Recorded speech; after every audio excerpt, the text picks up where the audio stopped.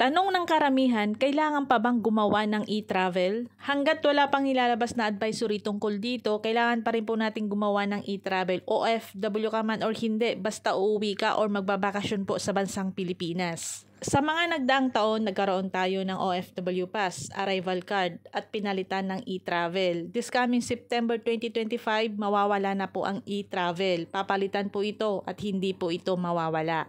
Sabi ng iba, hindi na raw hinahanap ang e-travel sa airport. Yes po, kadalasan hindi na hinahanap ang e-travel. Bakit? Kasi nakikita po nila yon sa system. Malapit nang mawala ang e-travel, malapit na rin itong palitan pero hanggang ngayon issue pa rin. Sa may mga connecting flight po, alamin po ang bansang bababaan nyo kung kailangan nyo po ng transit visa o kaya declaration form. Tanong ng karamihan sa may mga connecting flight, papaano daw nila kukunin ang kanilang gamit? Kukunin ba nila ito o sa Pilipinas na nila ito kukunin? Pakicheck po ang inyong mga plane ticket. Kung nakalagay sa inyong mga plane ticket ay layover lamang kayo, hindi nyo na po kukunin ang inyong mga gamit. Magta-transfer lamang kayo ng ibang gate basta kumpleto ang inyong mga boarding pass. Kung nakalagay naman sa inyong mga plane ticket na self-check-in, kukunin nyo po ang inyong mga gamit at mag-check-in po ulit para magkaroon po kayo ng boarding pass. Meron po tayong isang kababayan, galing po siya ng Saudi Arabia, connecting flight siya ng Doha, Qatar at saka Malaysia. Hindi niya alam kung saan niya kukunin ang kanyang gamit, dahilan kung bakit siya naiwan ng eroplano.